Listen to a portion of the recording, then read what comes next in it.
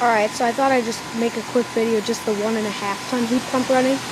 It's a 2006 Kyle 1.5-ton N2H3 heat pump running in cooling mode.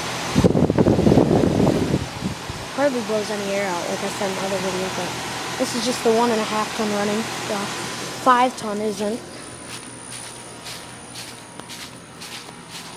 It's a pretty good old 5-ton. But the 1.5-ton. Oh, the unit over there just kicked on.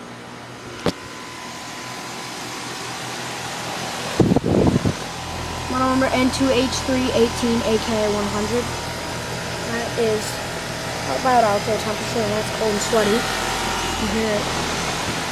That's pretty much it though for this.